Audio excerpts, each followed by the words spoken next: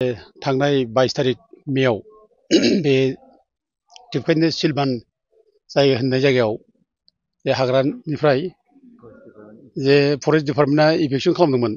दा जों बेयाव निउसफ्राव नुदोंमोन सासे गार' आइजोआ माने न' सावजानाय आरो गावनि आबाद मावनायनि जायनाखि आगजुफोर आइजें आइलाफोर बेखौ बुफायनाय मानाय नुदोंमोन जों निउसआव।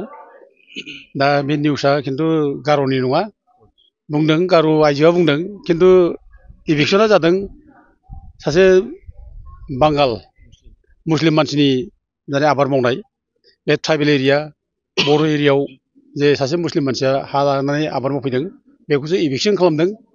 दा आसलथे बे बांगाला जे बेयाव हा लाफैदों, बे जायगायाव आबाद मावफैदों, बिनि मेइन खार'नानो जाहैबाय बे बांगाला एक्सुवेलि दिनाजपुरनि बेंगलनि। दा बियो बे जायगानि सासे गार' आइजोखौ हाबा खालामदों आरो गार' आइजोखौ हाबा खालामनानै बियो बे जायगायाव गावनि नामावनो बे हाखौ लाफैदों। बे हाखौ लाफैनायखाय बे जायगानि मानसिफ्रा रावबो माने नन ट्राइबेल मानसिनो हा होनो गोसो गैया, जिहेथु ट्राइबेल एरिया आरो ट्राइबेल एरियायाव ट्राइबेलनि हायानो माने ट्राइबेलनि आखायाव थानांगौ। बे हिसाबै बे ट्राइबेल एरियायाव जे नन ट्राइबेल सासे दिनाजपुरनि सासे मुस्लिम मानसिया जे गार' आइजोखौ हाबा खालामनानै बे जायगायाव जे हा लाफैदों, बे जायगायाव जे खेथि बाथि खालामफैदों, बेखौ रावबो माने आजावनानै लानो हायाखै, रावबो सहायनो हायाखै। बे सहाय हायैनि थाखायनो बे जायगानि गासिबो गार', बर', राभा जिसिबां दं आरो जिसिबां आफादफोर दं, बे जायगानि ट्राइबेल संघ माने बर' साहित्य सभा आरो जोङो माने बर' समाज, ओमफ्राय ब्रह्म समाज दङ, बेसेबां आफादफोर दङ, बर' फरायसा आफाद, ओमफ्राय गार' स्टुडेन्टस इउनियन बिथांमोनाबो ज' लोगो लानानै बे इभेक्सन खालामनायखौ सापर्ट खालामदों। ओमफ्राय होखारनांगौ, बे जायगायाव खुनु नन ट्राइबेल मानसिया हा मोना, बेखौ लाइ होआ, बिदि होननानै इभेक्सनखौ सापर्ट खालामदों। हिसाबै बे थांनाय बारनि जायनाखि इभेक्सन जानाय 22 तारिखआव बे इभेक्सना खुनु माने ट्राइबेलनि हाखौ माने इभेक्सन खालामनाय जायाखै।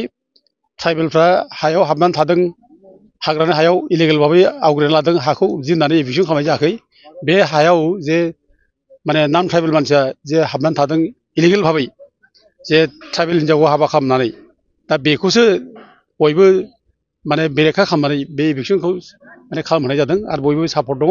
आरो फरेस्ट डिपार्टमेन्टनि बे जायखि इभेक्सन खालामनाय बेखौ रावबो अपस खालामाखै, सापर्ट दङ। बाथ्रा बेनोल' जायफ्रा ट्राइबेलफोर, असे ट्राइबेलफोर, बे ट्राइबेलफ्रा जायफ्रा हाग्रा ओनसोलाव दङ, जायफ्रा फरेस्ट डिलार्स आयेन बादियै जायफ्रा थानो मोनो, बिसोरखौ रावखौबो इभेक्सन खालामनो मोना, रावखौबो होखारनो मोना, बेयाव बयबो एकगतजोब। दा बिसोर नैबे दानि जायनाखि इभेक्सन खालामनाय, बे इभेक्सन खालामनायखौ रावबो आपत्ति खालामाखै, बरंस' बेबायदि इभेक्सना जानांगौ। आरो जों बयबो ट्राइबेलफ्रा, अखल बर'ल' नङा, ट्राइबेलफ्रा जोंनि माने हिन्जावसाफोरखौ जों मालाय जाथिनो हरदों होननानै जोंनि अधिकारखौ जोङो मालाय जाथिनो होनो नाङा। आरो जायफ्रा जोंनि माने आइजोफ्रा मालाय जाथिजों हाबा खालामलांबाय, बे हाबा खालामहैनाय आइजोफ्रा जाहाथे ट्राइबेलनि अधिकारखौ मोना, खोमानानै लायो, बेनि थाखाय जों बयबो जाहाथे खामानि मावो। दा जों बेखौ दिनै गार' स्टुडेन्टस इउनियनजोंबो जों ज' सावरायनानै बे मिटिङाव थांखि लानाय जादों। गोख्रोङैनो जोङो गसंथागोन जे ट्राइबेलनि हाखौ खुनु नन ट्राइबेल मानसिया लानो मोना, जों बेयाव गोख्रों खाथार। आरो जोङो बड'लेण्ड जनजाति सुरक्षा मन्च हिसाबै जों गासिबो रायजो राजाफोरखौ खावलायगासिनो दङ जे बिटिसि ओनसोलाव गासै 3,50,5 बिगा हाया दिनै नन ट्राइबेल माने जायनाखि प्रटेक्टेड क्लासनि मानसिफोर, ट्राइबेल बेलआव हाबनो मोनै मानसिफोर, बिसोरो आवग्रिना लाबाय। दा बे आवग्रिना लानाय मानसिफोरखौ होखारनांगौ होननानै जोङो माने दाबि खालामगासिनो दङ। आरो इतिमयधे जों प्राइम मिनिस्टारनिफ्रायबो अर्डार मोननानै दङ जे 2014आवनो इन्डियान प्राइम मिनिस्टारा ट्राइबेल बेल्टनिफ्राय इलिगेल इनक्लुजारखौ होखारनांगौ होननानै बिथोन होदों। आरो बेबादिनो जा 2019आव आरोबाव जोंहा प्रद्युत बरा होननाय सासे बेक्तिया जे ट्राइबेल बेल्टनिफ्राय इलिगेल इनक्लुजारखौ होखारनांगौ होननानै केस होदों। आरो जोंबो माखासे स्पेसिफिक माखासे एरियाखौ लानानै जोंबो केस होदों। दा बे हिसाबै जों स्ट्रंलि गसंख्रोंगोन जे खुनु ट्राइबेलनि हाखौ जों नन ट्राइबेलनो, नन प्रटेक्टेड क्लासनो जों हगारना होनो हाया। जोंहा जोंनि भबिसतनि बाथ्रा दं, जों बे हायावनो थांनानै थानांगोन, जों बे हायावनो थैनांगोन। बे हाया जोंनि, जों बे जायगानि थागिबि फिसा।